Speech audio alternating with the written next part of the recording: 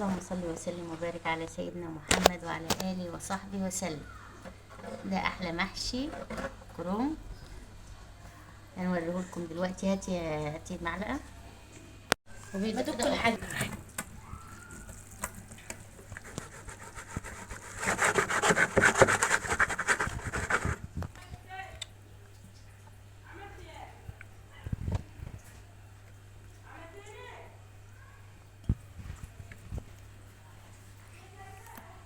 صورة صعبة حلو الصبر مش مشكلة. يلا. بسم الله الرحمن الرحيم. السلام عليكم ورحمة الله وبركاته. اللهم صل على النبي. شوف الندى، الكرنب جاي من الغيط بندى. ده ندى ده. الله اكبر. النهارده حبايب قلبي هوريكم ازاي نسلق الكرنب ونوضبه من غير ما تهدري منه اي حاجه، وهنعمل محشي وهنفرز. احنا كده اول حاجه دي قورناها، بس لازم دي توسع شويه. تمام.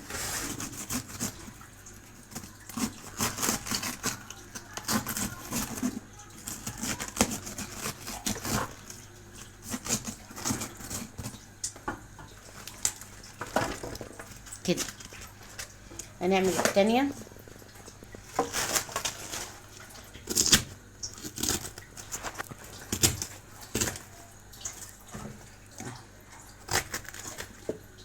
بسم الله.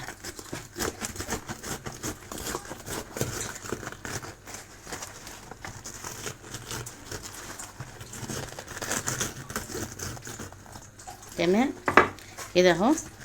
بنطلع القلب ده كده، بتبقى الكرنبه بالشكل ده اهو.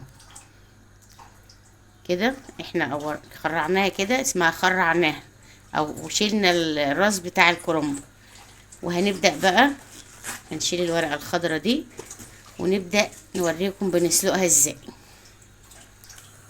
اول حاجة دي مية اهي بتغلي، دخلت في الغليانة اهي. اول حاجة بنضيف هنا الملح. ادي الكرنبايه اهي، بنحطها على وشها في المية اللي بتغلي دي اهي. طبعا الكرنب ده لانه صابح ما بياخدش وقت في السليق ابدا. نجيب بقى دي كده مقصوصه عشان نقلب بيها كده. شايفين بالمقصوصه اهي. بقلب الكرنبايه كده على الجنب التاني اهو. كده الكرنبايه ولا هي اتهرت ولا هي لسه نيه. نغطسها كده في الميه شويه ثواني. طبعا الحركه اللي احنا عملناها دي، البخار والميه السخنه بخرت الكرنبايه من جوه، بخرت الورق كله من جوه، فكله ايه خلاص بدأ في السلق. بنبدأ بقى على طول كده بنسلكها ورقه ورقه كده اهو اهو. سهله جدا يعني مش متعبه اهو.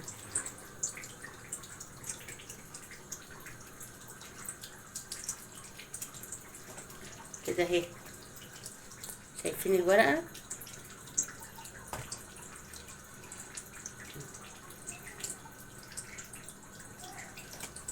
يعني بنستنى ثانيه واحده كده بالورقه، طالما الميه بتغلي كويسه خلاص اهو. الكرنب الصابح ده بقى ما بياخدش وقت. لو كرنبايه بايته بتستنى شويه في الميه لحد ما تستوي، لكن الكرنب ده لانه صابح ما بيتحملش السخون. لو استنيت شويه بتتهري. دايما بقى تختاري الكرنبه الصابحه كده زي ما وريتكم بنداها حلوه كده، جايه لسه صابحه، بتبقى جميله ومسكره جدا في المحشي.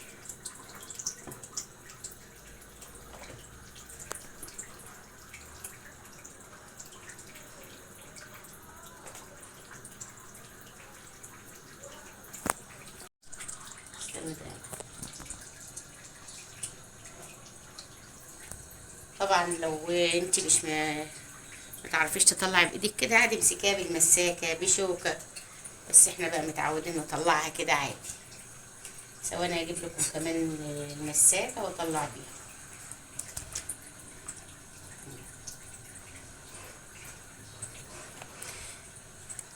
شايفين اللون بتاع الكرنب؟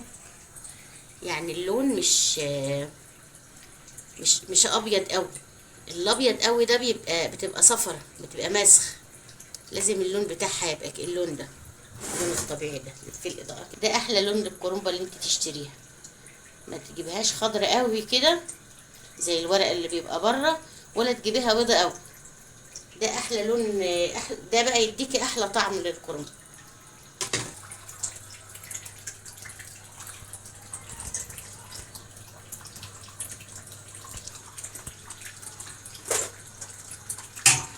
كرنبايه، ده اخر جزء في الكرنبايه. بنطلعه كده، هو استوى كله مره واحده. اه، مش محتاج نعمل ورقه ورقه، وده كله مستوي. طلعناه كله اهو. هنحط التانية كده لحد ايه ما نوضب بقيتها. بس تعالوا بقى نوريكم ازاي هنقطع الكرنب باسهل طريقه. بننقي الورق كده، كل الورق اللي قد بعض تقريبا يعني، وبنسويه بالطريقه دي. بنمسك الورقه كده، بنسويها كده على بعضيها ونفرشها كده، وبنحط العلق ده على بعضيه بالطريقه دي. تمام. وبنروح عاملينها كل عشان نعمل لكم حاجه مره واحده. بسم الله الرحمن الرحيم.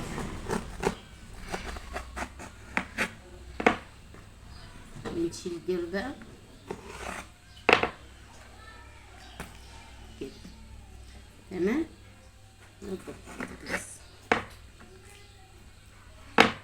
طبعا كل واحد بيعمل صوابع المحشي بالحجم اللي هو عايزه، معلش المكان ضيق بس عشان الورق كتير.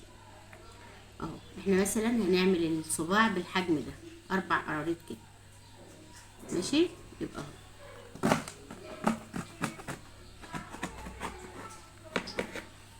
اهو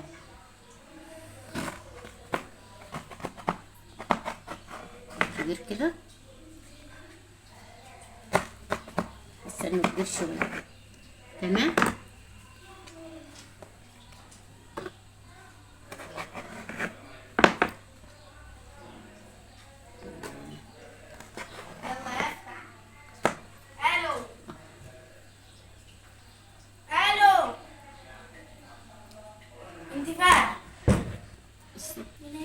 يلا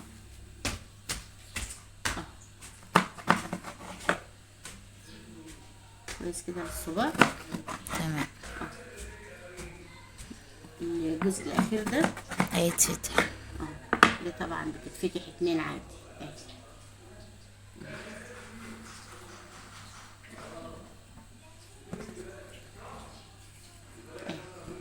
تعالي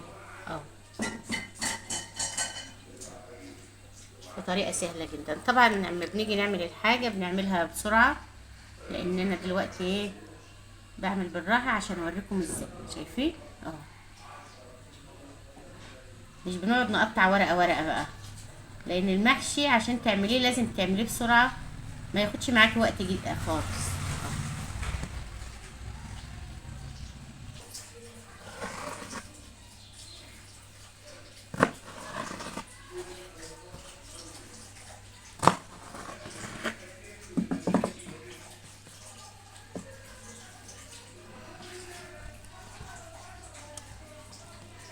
دي طبعا بتتفتح بالطريقه دي، مش صغيره يعني.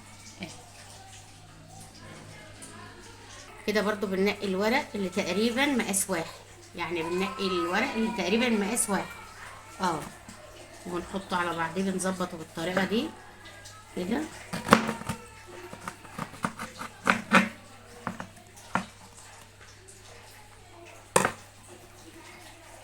اهو كده. بسم الله الرحمن الرحيم.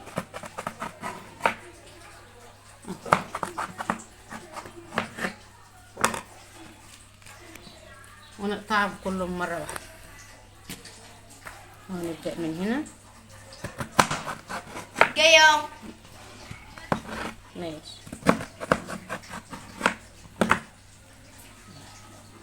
شايفين الكمية كله. طريقة سهلة جدا ما تتعبيش في عمايل المحشي.